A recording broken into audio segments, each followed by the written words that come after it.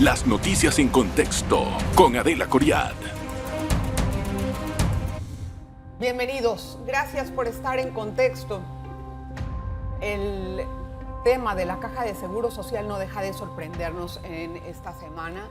La bancada mixta con RM presentó un proyecto de ley que pareciera a todas luces una confrontación política entre el expresidente Martinelli y el presidente Mulino. Cada uno, esta propuesta pretende gravar varias trámites y transferencias de la banca, lo que pone en apuros a la asociación bancaria, al sistema bancario, que ha salido a reclamar que esta situación no es viable para el sistema competitivo del país y que a la larga va a afectar precisamente a los usuarios de la banca. Vamos a hablar hoy con Francisco Bustamante, es economista, ex intendente de Sujetos No Financieros, también ex subdirector de la Caja de Seguro Social.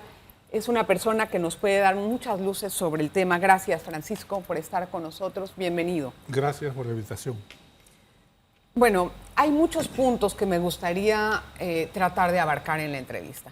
Okay. Uno de ellos es el dilema o el reclamo que tienen algunos diputados diciendo de que si se entregaron o no los informes contables por parte del director de la Caja a los diputados. ¿Sí o no se entregaron? Yo entiendo que la información de la reforma se entregó. Entiendo que eso se hizo. Lo que no se entregó formalmente y que además no procedía era recomendaciones de cambios a la ley. Ajá. Entiendo que ese fue el principal reclamo, que ellos no habían visto esa documentación. Yo entiendo que sí se entregó. Ahora, el tema es que tú lo entregas a una oficina, esa oficina lo distribuye a los miembros. No sé si es que hubo un problema de distribución oportuna, no sé si llegó muy tarde. O sea, puede haber temas administrativos que hayan afectado. El tema, lo que sí es cierto es que no ha habido, hasta donde yo tengo entendido, ninguna intención de no dar la información que ellos solicitaron. ¿Ves? ¿Ves lo que yo te puedo comentar? Bien. Hay una propuesta por parte de la bancada mixta y de RM con respecto a de dónde sacar el dinero, bueno, los ingresos para poder sustituir el alza de la jubilación, o sea, de la edad de jubilación. Mucha gente está en desacuerdo con el alza de la edad de jubilación. Bueno, entonces dicen, está bien, no lo hacemos, ¿de dónde sacamos el dinero? Pero esta propuesta afecta el sistema bancario. Usted, que es una persona que tiene experiencia en el tema, ¿qué puede causar esta propuesta y por qué cree que sale? Bien, primero, estás casando el financiamiento del déficit con la extensión de la vida laboral de las personas. Estás juntando dos cosas que directamente no están. En primer lugar, cuando tú expones los 3 años adicionales, en ningún momento se dice que para jubilarse tienes que tener esos 3 años, 276 cuotas. Tú te puedes jubilar con 240 cuotas y los 65 años. Si tú te jubilas con 240 cuotas y 62 años, lo puedes hacer. El efecto que hay es que el bono de reconocimiento que se te da sobre lo que se aportó en tu vida laboral hasta el día de la reforma y que no existe porque ya se lo gastaron, dice, bueno, si tú te vas a los 62 años, te hago un ajuste por los 3 años que te fuiste antes. Entonces, estás casando la opción que tiene el pensionado a la hora que le llegue a adecuarse a esa edad. Esa es la primera parte. La segunda parte que tengo es que los trabajadores que están en menos de 5 años, menos de 7 años para jubilarse, en 50 o 55 años, a ellos no les afecta en lo absoluto la pensión, ni los del beneficio definido. Ellos ya tienen un esquema hecho que los cubre. Entonces realmente estás casando o tratando de justificar una medida de una medida de incremento de impuestos en el sector financiero con algo que realmente no impacta. ¿Dónde impactan los 3 años? Impactan en la acumulación de recursos, porque va en el pago a las nuevas generaciones que todavía no han entrado al sistema, que van a entrar dentro de 7 años. Entonces estás forzando una situación muy dura. No, lo que va a generar los ingresos son los 3% que el sector privado y el gobierno tendrían que aportar como incremento, que esos son alrededor de 500 millones. Esa es la primera cuestión. Ahí está el golpe. Si tú me dices, quitamos el 3% y vamos a poner esto, tú pudieras decir que hay una relación económica de sustitución. Yo no la veo tan directa, pero pudieras, a ver, pero con lo que han hecho, no la siento. Primera cosa. Segunda cosa, impacto, te lo acabo de decir. Tú vas a dejar de recaudar cerca de 480, 500 millones de dólares que iban a aportar esos fondos. ¿De dónde van a salir?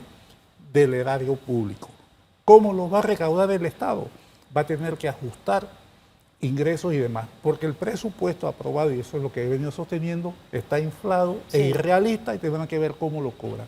Ese es el segundo impacto a tu pregunta. Y el tercero, yo coincido con la apreciación de que hay motivaciones políticas, porque curiosamente el grupo responde claramente a una orientación de una persona en especial, y no descarto que los otros grupos que están en el gobierno, que están atacando la cuestión, tengan también intereses que uno de sus distinguidos miembros de la nomenclatura de ese grupo, de ese partido, también lo acaban de llamar a juicio a la Asamblea, a la Corte Suprema. Entonces, lo están investigando, se fue el paquete empezó. allá. Entonces no hay yo juicio, no pero descarto que las motivaciones políticas vengan por esos dos lados.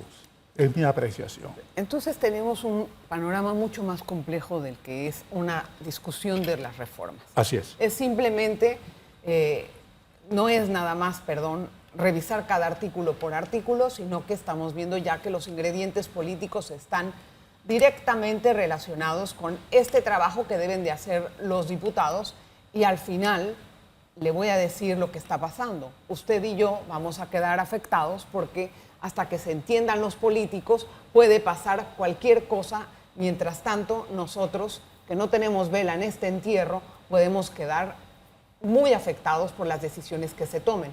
Voy a hacer la pausa y regresamos enseguida. En breve regresamos con En Contexto. Gracias por continuar en sintonía. Antes de la pausa hablábamos acerca de las confrontaciones políticas que hay entre el gobierno y algunos otros sectores de las bancadas. Así se interpreta, ¿verdad?, la propuesta que han hecho por parte de la bancada mixta con respecto a la banca. A ver, don Francisco, hay una pregunta que me gustaría entender. ¿Cómo se entiende o cómo se interpreta la propuesta de la modificación del sistema financiero en la opinión pública internacional? Sí. ¿Qué señales da eso? No es la señal aislada, sino la cantidad y la continuidad de señales que estamos mandando como país. La primera señal que nosotros mandamos de desajuste en la voluntad política pública panameña fue el presupuesto. El forzar a aprobar un presupuesto a todas luces inviable, donde el gasto público se mantenía al máximo, ya mandó una señal muy desagradable a todo el mundo de que un país que debe mucha plata y que tiene un presupuesto que no lo puede cumplir y que va a pedir más plata para poder gastarlo si se cumple el presupuesto, entra en lo que se llama en la duda que puede hacerle frente a las deudas que asume, y eso afecta el grado de inversión automáticamente. Esa ya era una señal. Sí. La segunda señal que tenemos es que el proyecto de ley que se presenta para reformar la Caja del Seguro Social genera una reacción donde hay rechazo a las mínimas medidas que se están tomando que afectan las paramétricas. Las mínimas medidas se están tomando. Y el Estado asume el costo. El costo de eso y los 70.000 millones de déficit del sistema. Esa es una segunda llamada de alerta que dice, caramba, Panamá ha tomado la decisión que va a sumar al gasto público los 70.000 millones y eso comprime la capacidad de pago. Claro. Si además sale lo de ayer o antes de ayer, en estos días. Lo de la banca. Lo de la banca. Entonces está diciendo, ahora vas a golpear al sistema financiero que es el que genera los recursos que necesita el país. Entonces, obviamente todo eso sumado manda un mensaje de inestabilidad política, de falta de gobernanza, de dudas sobre la capacidad del país e inevitablemente nos va a llevar a una declaratoria en algún momento de pérdida del grado de inversión. Eso es lo que yo puedo decir que es la primera consecuencia internacional de esto. ¿Qué problema? Con otra cosa, el fondo de inversión, hay también en la propuesta que mandó el Ejecutivo algunas dudas que sí son preocupantes, por lo menos en cuanto al manejo de dos cosas. Del Fondo General de Inversión, que tiene, de reserva, perdón, que tiene la Caja de Seguro Social y el manejo que se le va a dar a esto, que es bastante dinero, y la forma en cómo están redactados los artículos. El 107, por ejemplo, explica que la Caja podrá destinar recursos del Fondo de Reserva para el financiamiento de proyectos nacionales a través de bancos con calificación de riesgo para garantizar la prudencia. No podrá exceder del 15% del Fondo General y un banco no puede exceder el 5%. En realidad aquí los bancos con calificación de riesgo son muy pocos y la calificación de riesgo, que yo sepa, hay uno que supera la calificación de riesgo del país, que sepamos, pero se entiende como que esto puede ser un negocio para los bancos. Entonces a mí me gustaría que nos explicaran bien por qué se pone esto a disposición de la banca. Eso ya está en la ley. La actual ley, sí está en la ley, contempla, pero ahora tiene otra... Contempla la inversión en bancos privados. Pero nacionales, ¿no? No, bancos privados, sí, hasta un 5% de su capital. Ya lo tiene la ley actual. Eso no es nuevo. ¿Dónde es el único cambio que hay? 15. No, puede ser el 15, creo que no. El cambio que hay en ese artículo es que en el artículo, hay otro artículo que se elimina, que decía que los depósitos de los bancos, de la Caja, en los bancos privados tenían prelación sobre los otros depósitos en caso que hubiera un problema de crisis del banco. Entiendo que ese artículo se quitó. Ese pudiera ser una salvedad al artículo, pero el artículo en sí ya existe. Fondo General de Reserva. Mira, cuando se hacen las colocaciones, la Caja del Seguro Social hoy y todo el tiempo no va y dice, ¿sabes qué? Banco o Banco Nacional o bono tal, yo te compro esto con la plata del Fondo de Salud y yo te compro esto con la plata del Fondo de IBM y yo te compro esto con la plata del otro fondo. No dice eso. La Caja de las Reservas compra. Después, a lo interno, distribuye los activos que tiene invertido por fondo. Lo que te quiero decir es que haya un fondo de reserva o un fondo solidario o un fondo general de inversiones, tú lo haces así.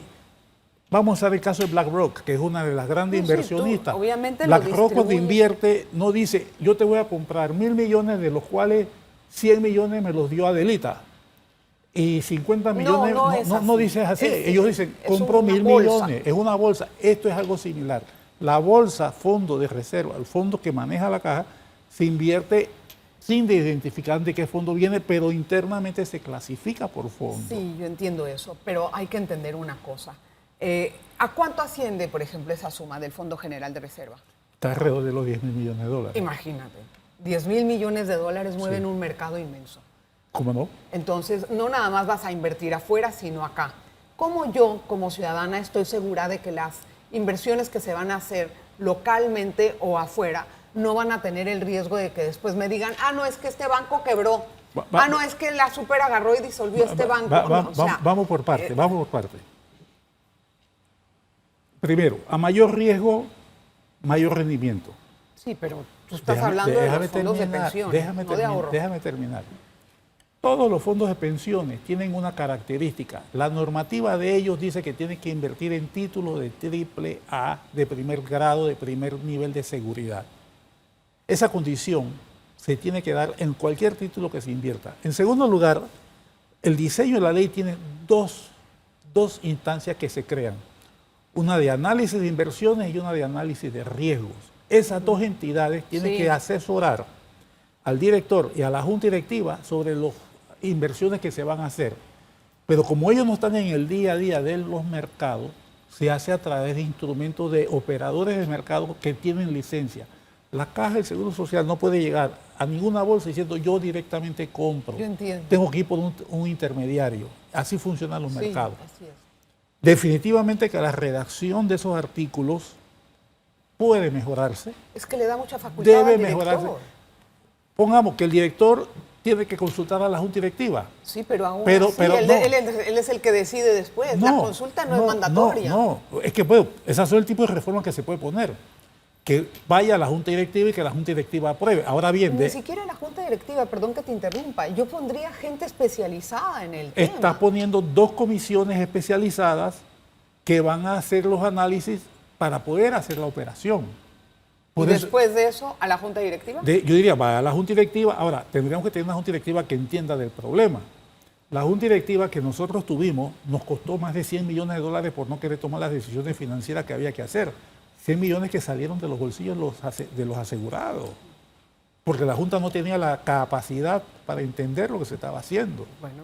Entonces, por eso es importante que la gobernanza de la institución sea reformada. Qué lío, hay muchas cosas que tenemos que ver. Vamos a regresar con este tema y con otros más para ver otras opciones de ingresos. No se vaya.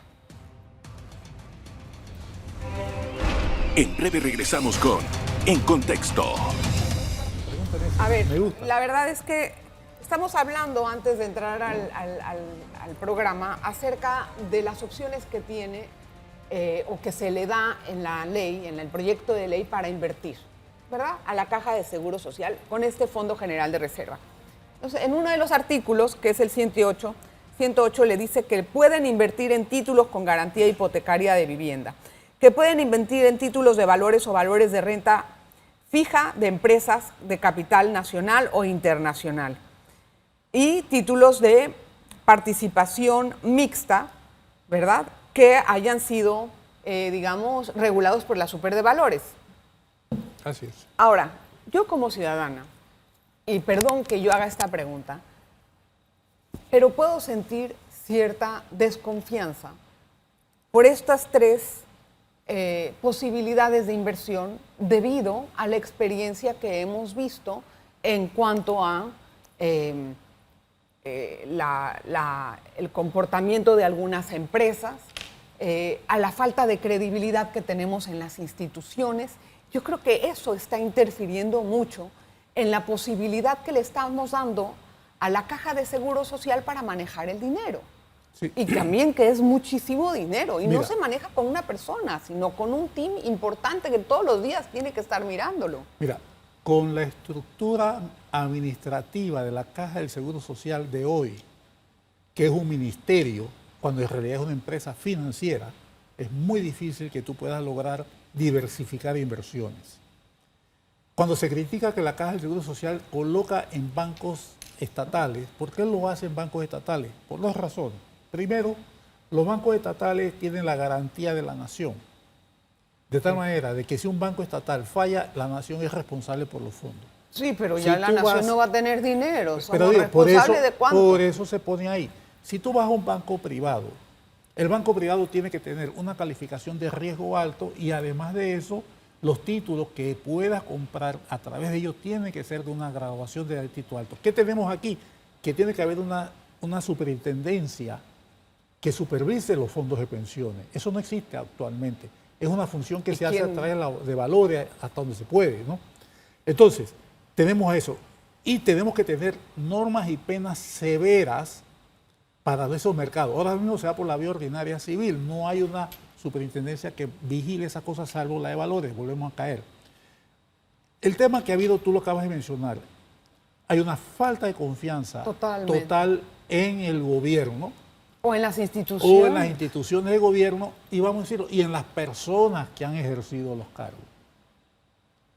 Eso es una realidad. Y no Ahora, nada más. la ley, y aquí tenemos un dilema. Todo el mundo le pide a la caja que sea más rentable. Sí.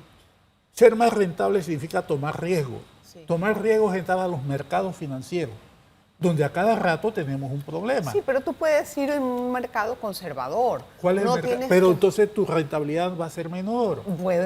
Mira, ni modo. O sea, tú tienes menor que a 5% va bien. Ahora hay 5%. Bueno, pero sí, pero ¿hasta dónde tú estás dispuesto a arriesgar sigo el fondo? Es que sigo sin entender la pregunta. ¿Por qué? Ok, esta es la pregunta. El fondo de ahorros puede tener un riesgo mayor porque es un fondo a largo plazo, pero el fondo de pensiones se debe de manejar de forma diferente porque estás hablando del dinero de los asegurados que lo necesitas cada mes. Adelita, no tenemos problema. Tú quieres que el fondo de pensiones no tome riesgo, que lo diga la ley. No es que no tome riesgo, Pero que entonces, tome los mínimos riesgos. ¿Cuáles son los mínimos riesgos? Triple A para arriba. Eso es lo que está en la ley. Solamente en títulos calificados. Un título calificado es que es triple A. Ahora, ¿eso te garantiza que no va a pasar? No. La crisis del 2009 eran bancos triple A.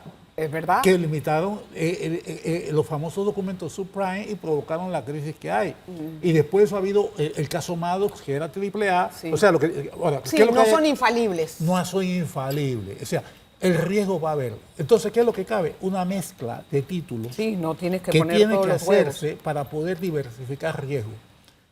Por eso es importantísimo que en la junta directiva esté gente que sepa de esto y que tenga las competencias técnicas y la honorabilidad.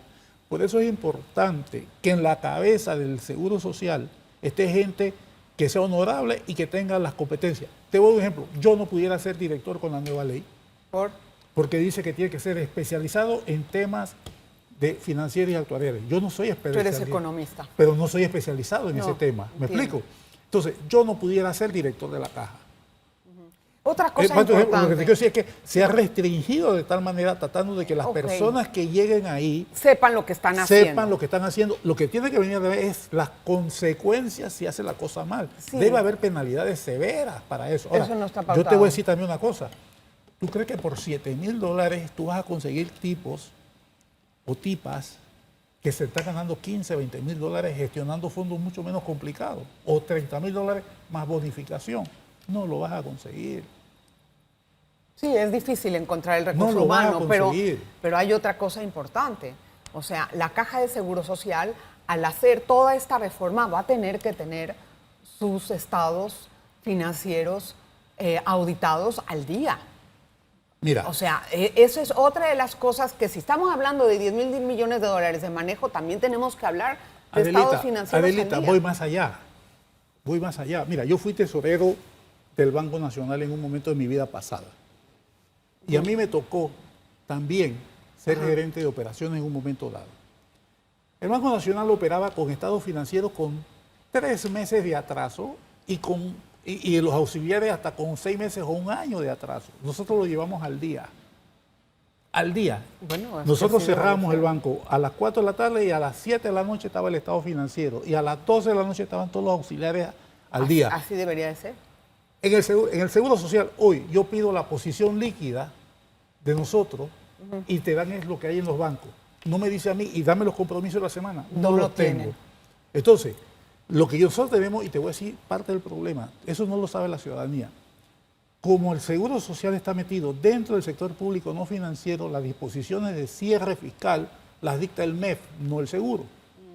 Tú sabes, en los últimos años, ¿cuándo estaban cerrando el gobierno los libros? En agosto o septiembre ¿Del otro año? del año siguiente. Entonces el seguro, teniendo los datos, no podía cerrar. Porque estaba amarrado a lo que estaba a en eso. el... Este pero año- puede tener datos preliminares. Por supuesto que los Ya teníamos, pero tú no puedes cerrar porque hay entradas y salidas todavía. Entonces, si tú tienes normativas fiscales que están afectando una operación financiera que en rigor debería tener la posición diaria, no mensual, diaria. Claro.